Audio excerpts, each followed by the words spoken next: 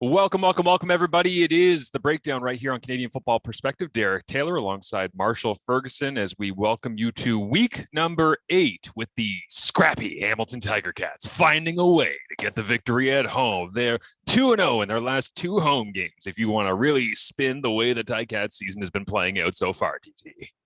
Hey, they're using that two quarterback thing, right? It was two quarterbacks last year.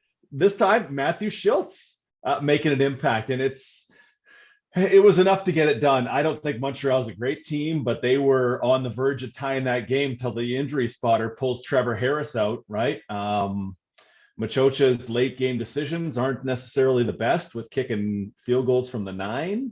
But that was the confusing part. I don't want to, let's not too far, but he kicks a field goal from the 9, which is not the prudent move because, I mean, I get it was third down. It was first and goal from the 9. You don't believe, but you kick a field goal there, which is not the right move. You should go for the touchdown. But then later gets the touchdown down 15 and immediately goes for the 2-point convert, which is absolutely the move to use. And I went, okay, you're halfway there. You're halfway there. Because imagine had they gone for the 9 and got the touchdown, how different that final drive, they're kicking a field goal and boom, they're into overtime, or they're scoring a touchdown as Dominic Davis doesn't put the ball 5 yards behind a receiver and Cameron Kelly, and the game's over. You know, it was great. I was in the stands last night in Hamilton sitting with a couple of my friends, and they're pretty educated fans. And part of it's because, and not to ego bump myself, but it's because like they hang out with me and I'm constantly just blabbering about like, oh no, this guy does that, or like here's the tendency or whatever. So we get into these like actually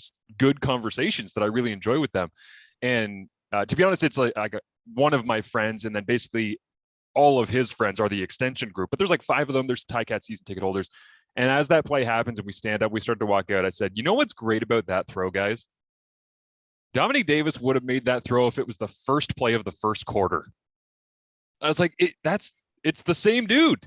It doesn't matter the time of the score because everyone looks at that like, oh, he was really trying to push the ball vertically because he had to get, but he still threw it short of the end zone anyways. So yeah, it's like his decision making, and I get it, in short time of finding out you're going to have to go in the game and getting the play call and then having to execute, it's super, super difficult. Like, I'm not going to act like if it was me, I would have walked right in there and found the perfect read and made the perfect throw and we would have got out of there with the victory. It's like, no, that's super difficult to do. But I've watched enough of him in Ottawa and in Winnipeg to basically see that and be like, people will say, oh, difficult circumstances. And I'm like, that feels like you're giving him the benefit of the doubt on that one because he's not a super accurate dude, especially down the field. Yeah. And what we saw Drew Brown do in week number 1 against Ottawa was Zach Collaros gets that first down, takes a shot, gets pulled by the injury spotter, just like this one. Drew Brown goes beep, boop, boop, 3 straight completions, field goal, ball game.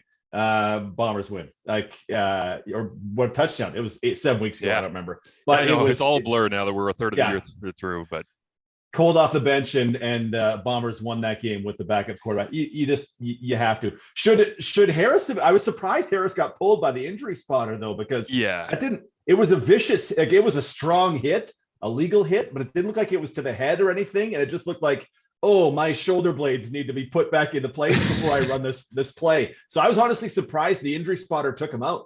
I didn't get a great look at it because I was in stadium and I haven't watched the game back as of yet. But I will say that live, it was violent. You could tell everybody in the crowd gave it the old like, oh, no, get him. Oh, and you could just tell that everyone's like, okay, he got popped.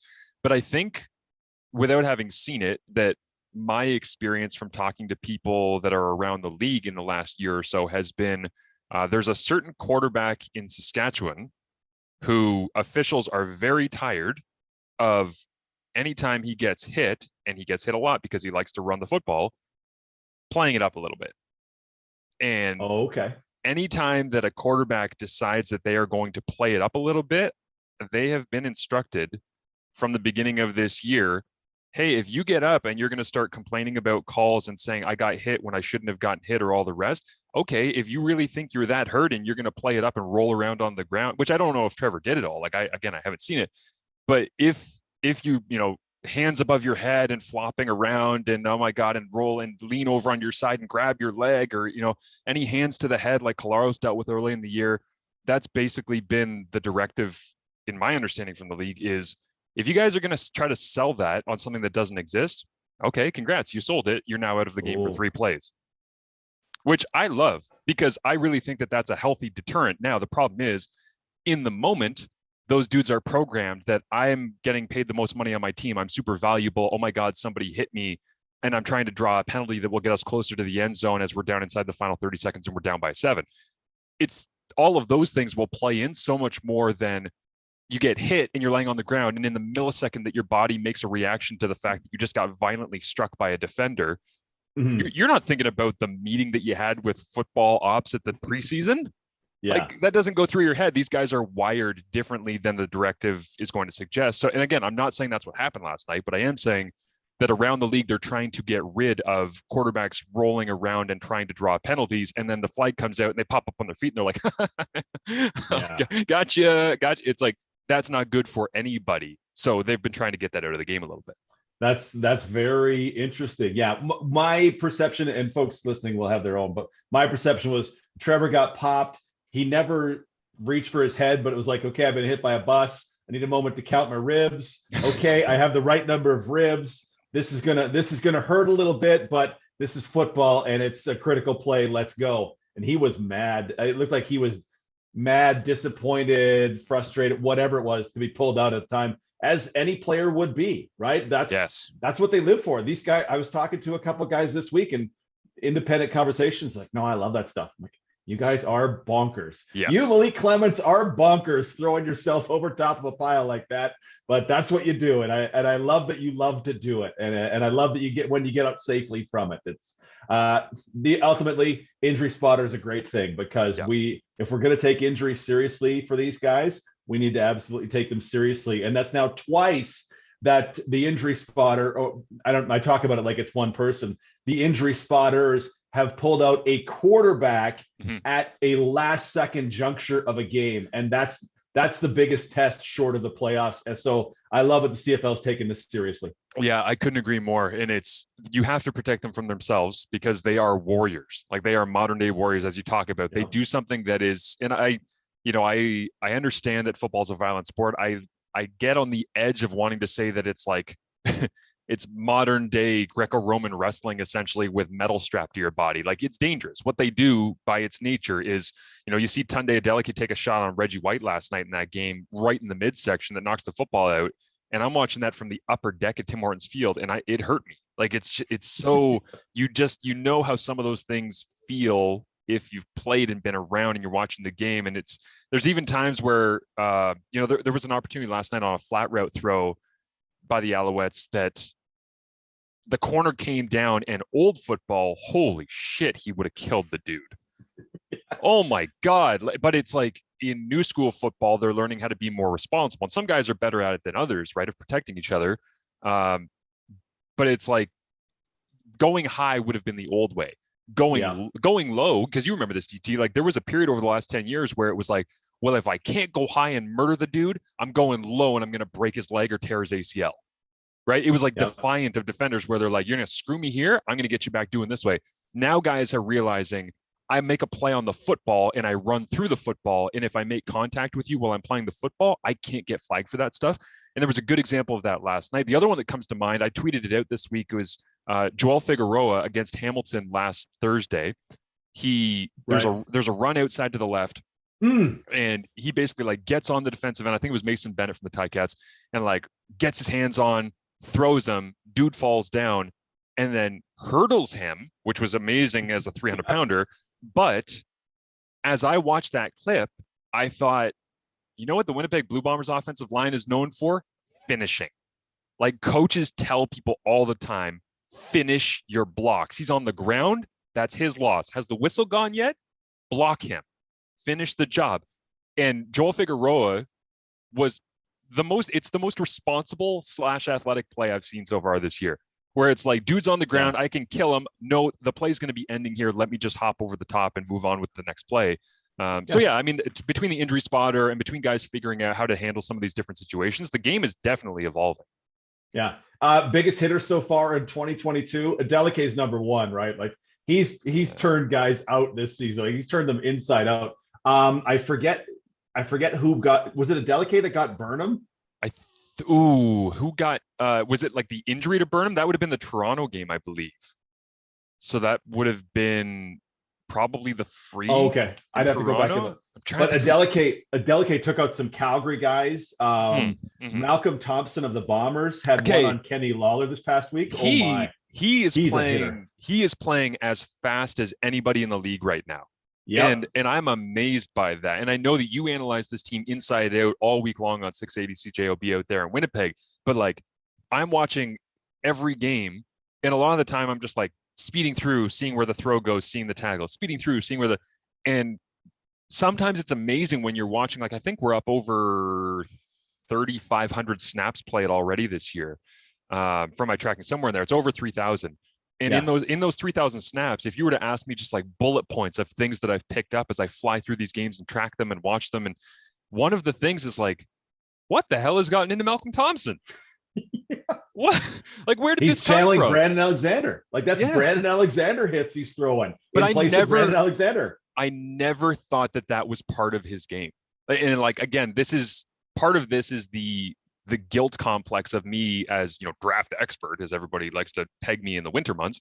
It's like I go through and I miss on these guys because I have a difficult time projecting them, not unlike teams who take Sean Thomas Arlington in the final round or things like that. So, but Malcolm Thompson to me was like, yeah, he's a nice defensive back. Like, you know, he'll make some plays, maybe if he's like a backup free and a special teamer. And now he's like this super hard hitting downhill, talking trash to dudes like after he makes plays. I remember scouting Tunde when he was coming out of Carleton, and I was like, he's the best returner. Which, by the way, this is crazy that they don't use him in the return game, because if you look up his Carleton highlight tape on returns, it's the stupidest thing. But I was like, he's going to be a really good returner, probably play like field corner. Maybe he becomes the next Courtney Steven as somebody that you just kind of like hide out there. It's like, no. He is much, much better than that. So I'm super impressed by both of those guys. Yeah, just crushing dudes. It's impressive, and it's the thing. So we do a segment in the pregame show. It's called a hell of a play, and it's just one play. It wasn't the biggest thing ever, but we just wanted to talk to a guy about it. Twice it's been a Malcolm Thompson hit on a dude because he is wrecking people, and he's wrecking people very smartly. It's not in the head, it's not in the knees, it's in the waist, it's in the ribs, and like it's one of those ones that you go, I feel good about cheering for that one when it's. When it's the old school Kairos Bear Superman's into a guy's skull, no, we're not cheering for that one. But big clean hits to the midsection that absolutely rock a dude who's as tough as Kenny Lawler. Mwah. Yes. That's what football is. That's what 2022 football is. It's those guys that we're talking about. It's fantastic. You know what else football is Adam Bighill on short yardage Taylor Cornelius sneaks, timing it up, diving over the pile. And listen, I say this on almost every podcast I'm on now because I get so fired up and I like energetic talking about some of these players that I think people have this misconceived notion that I'm like cheering for somebody, right? But the reality is I just love great plays and I love things that make me get out of my seat. I was watching Winnipeg Edmonton in Kingston with my parents after calling the Thursday night game. My nephews were there and we were all like ordered in pizza and we were sitting around enjoying the game on a Friday night. It was awesome. And Adam Bighill jumps over the top in that short yardage sneak to try and stop Cornelius and like just times it like he always does, gets over the top, and he's super physical with this big 6'5" muskox of a quarterback out there in Edmonton. And I, out of nowhere, and I wasn't even like having beers or anything, out of nowhere, I was sitting on the couch and I just went, get him, Adam, get him. And I just started yelling. I was like, yeah, like what a play. God, that's amazing. That's incredible that he's able to just like harness the timing and the end, because to have that much focus and still arrive violently with the intention of stopping you from getting the first down. It's like, those are two completely different things. It's like cerebral versus physical. And he does that so often. It makes it look so easy. Yeah. The game they play coming up, Winnipeg and Calgary, it's Adam Bighill and Jameer Thurman, who are just two super elite linebackers. I was talking about Bighill this week, and I said to Coach Mike O'Shea, like, I didn't really realize how many things he does. And O'Shea kind of made fun of me a little bit. Like, how did you not realize? I'm like, well, it's different because now I'm saying his name all the time, right? Bighill blitzes off the left edge. Bighill showing and dropping into coverage. Bighill removes Stephen Dunbar's spine, Mortal Kombat style, and Nick Taylor gets the interception. There are not linebackers, and part of that is always certainly Richie Hall going. Here's a 3-man. Here's 3 defensive linemen. Here's 4 defensive linemen. Here's 5 defensive linemen, because Adam Big Hill will make all these work no matter what combination of backers we put into the game with him. He does everything. He blitzes more than any linebacker, or asks the pass rush more than any linebacker. He's in coverage 20 yards downfield. That when Dunbar, it's a 15-yard dig or hook or whatever it was, he's coming downhill behind him. And I don't think you expect a 220 whatever pounder to be coming at you that fast from behind when you're 15 yards downfield. You feel like you're in the range of like 5'10", 180 guys, not guys who take down buildings with their shoulder. Big Hill is incredible. He and Jefferson are just the stars of stars, and a real good reason why. I think it's 20 plays plus a pass interference call have been run in the Bombers' red zone this season, the fewest in the Canadian Football League, because it's amazing. Edmonton, that game was just walking the ball down the field at spots. Oh, Cornelius sneaks on second and short. Red zone on the 20-yard line. Nope, you're done. You're get Sergio out here 2 plays from now, because you guys are kicking a field goal. It's so impressive to watch, and that's kind of the. Let me ask you this: we were talking about what's the Bombers' identity, and I came up with the defense and Zach makes plays. What's the Bombers' identity to you through a 7-0 start? So Zach makes plays to me, if you want to get specific, and I know when you say Zach makes plays, this is what you mean, but score zone, second down and long. That's where Zach makes plays. That's where your quarterback influences the game more than anything else in the Canadian Football League, is score zone and second down and long. Can you convert, and can you cash in on your opportunities to get points? And he, even the friggin' throw to Dalton Schoen down the left side where he runs away from Deron Carter and gets the touchdown last week. It's I didn't tweet it out because I forgot to, honestly, but I saved the clip of, oh man, and I know this is the Claros Island stuff that you always talk about, but it's he, as a former quarterback, this is how I view these things. He takes a drop in the gun, typical in rhythm, hits his back foot, starts to climb the pocket a little bit, pressure's coming. Okay, tucks the ball to protect it, rips through, steps forward to his right. But it's always these small movements. He's never oh, I got to get out of here. Oh my God, it's a disaster in here. He just tuck, move forward, shuffle. And then he starts to climb the pocket, and now his hips are downfield. And right before he lets the ball go and slings it 40 yards on a rope directly on target on a play that leads to a touchdown, he shimmies to his left because he feels an arm coming from a defensive tackle to his right. He has this cerebral nature in those situations to make those plays. So that's the magic, that every week there's 1 or 2 throws where I just go, he's just better than everybody right now. He's just simply Bo, Rourke at the start of the year, whatever, whoever you want to throw out there, Zach is making plays that change the game more than anybody else. And then in terms of the defense, 100%. I looked at, my production grade that that I rank out for each play, and whether it was against the run or against the pass, because there's all these different ways of net yards given up by the opponent, net yards allowed, and things like that. And the way that I look at it, the top 3 defenses against the run and the pass, the only team that's in the top 3 of each of those is Winnipeg. Saskatchewan's right there, but that's because they played a Ticats defense that gave up a Ticats offense that gave up 1,000 sacks in week 1. So that kind of skewed their numbers, I think, a little bit. And that's why Pete Robertson's been out, and he's still leading the league in sacks, I believe, at this point. So, but I think defense, being able to make big plays in big moments. And also, I don't think that we can downplay the ability of that Winnipeg secondary to recreate itself after losing important pieces, whether it be major injury in training camp or if it be, guys going down south.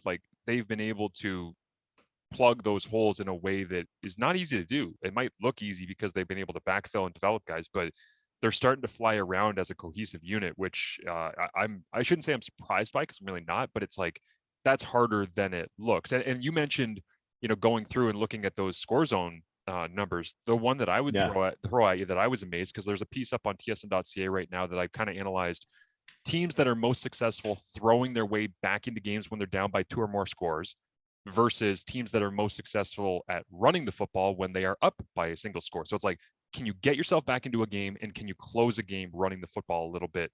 And the number 1 team in production grade by my grade in both of those is Calgary. which means that like, yeah, they're comfortable throwing their way back in. They're comfortable running the ball when they're up.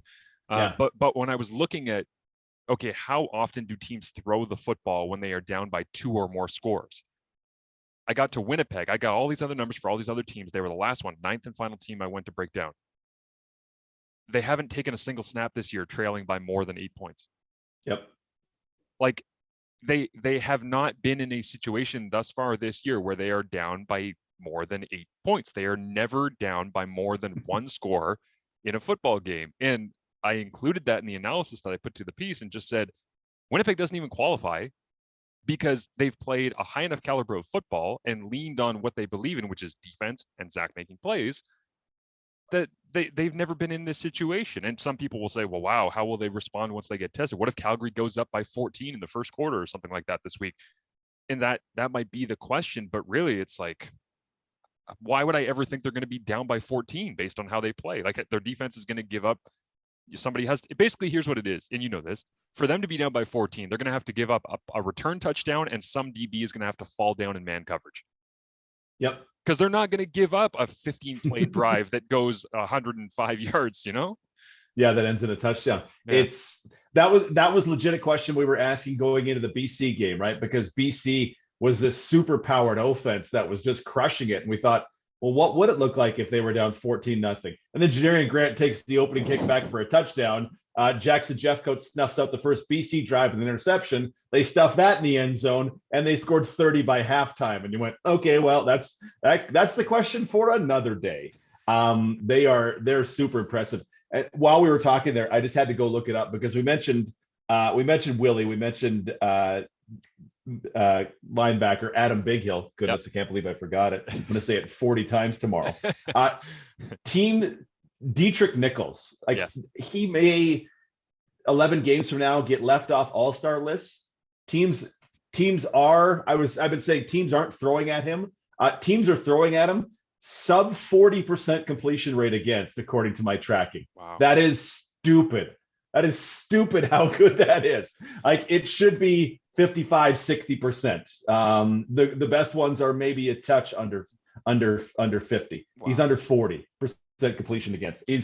Dietrich Nichols is killing it again this season for the Bombers. So I hope he doesn't get overlooked when we start lauding them for their 16-2 season tying the 1989 Edmonton Elks. Because Marcia, if they win on Saturday, if the Bombers win on Saturday, the West is over for me. Yeah. It's over.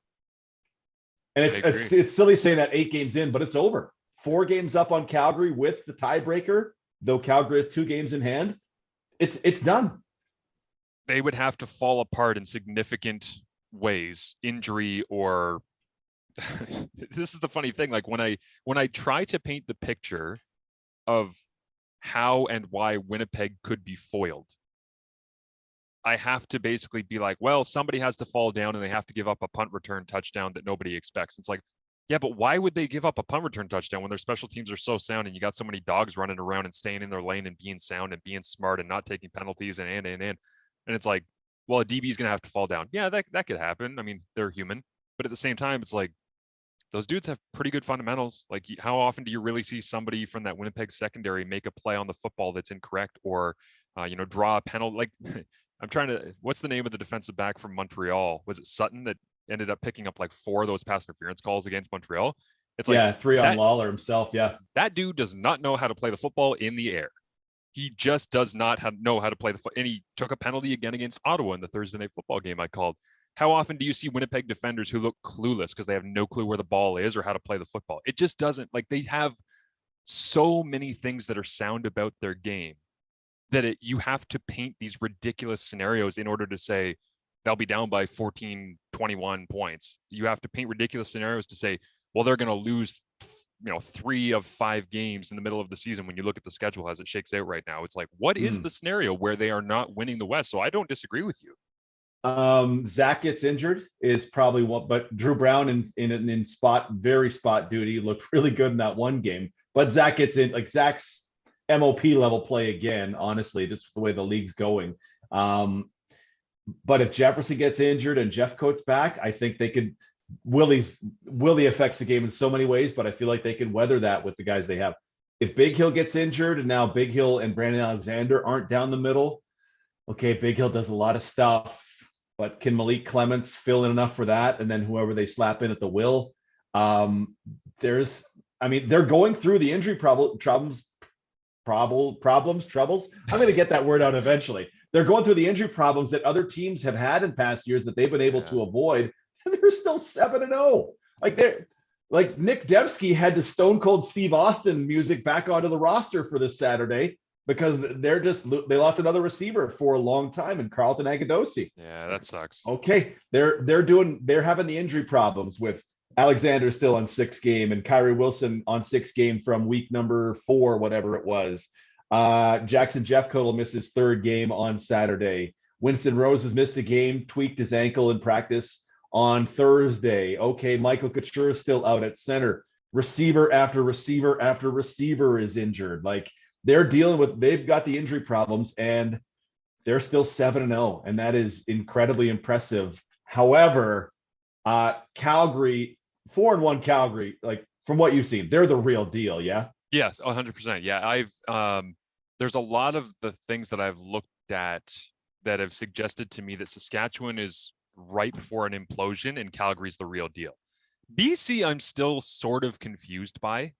I think just because it was so unexpected that I'm trying to determine whether or not I was actually talking with Jim Lawson about this on the sidelines of the Ticats game before kickoff last night, where he runs Woodbine Racetrack now in Toronto, and he used to be associated with the CFL at a very high level. And he's down there because he's friends with a lot of people from in and around the Ticats organization. And I was talking to him specifically about Montreal, but really it's the same concept of what is sustainable and what is a mirage. And now that we have enough data and enough eye test, you combine those two on these teams and you say, okay, who is for real? And when I combine those things, Montreal to me looks a little fraudulent. And Ottawa, I think, is significantly better than their record suggests. Even with Masoli out, I think that they are a better team than they were. But again, you can only hold on to that for so long until your record is like 0-10, and then it's like, who gives a damn? And then, yeah, when I look at the West, Edmonton is what Edmonton is. They're going to struggle throughout the year. That's just the way it's going to go. Winnipeg is the realest of the real, the dynasty that is just chugging along, and we have a hard time building an argument against them having success. Calgary is the contender. Calgary is the number 2, ready to try and punch up slightly above their weight against Winnipeg. Saskatchewan, to me, feels like they've been relying on some things, even on the ground game and on 2nd and long, or even on attempts of 20 yards or more from Fajardo, where it's like, your numbers aren't bad, but they're really inconsistent and it's very spotty. And when it goes well, it goes really well. And when it goes poorly, it goes really poorly. And I'm just not a believer in the way that group looks, aside from suspensions and Marino and Duke throwing a helmet and all the other BS that's just around their organization. I just on the field, I just don't see it with Saskatchewan down the stretch. I think they're probably the playoff team, like whether it's crossover, probably, like I would say, because I think it's going to be BC, Calgary, Winnipeg in the West as it looks right now. But yeah, BC is the anomaly to me, where I'm like, I know why they're having success, but is it sustainable?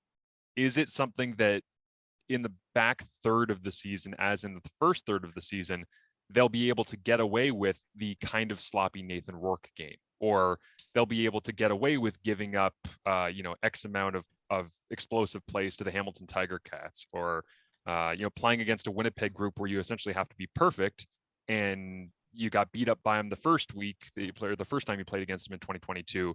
Can you figure them out the next time, or the time after that, or the time in the playoffs? And so I don't really have answers on BC, but that's kind of my big picture thought on the West as it stands right now, with Calgary and Winnipeg ready to be, like you said before we came on, the biggest regular season game that we'll likely see all year until there's a game that decides a division or something at the end of the season.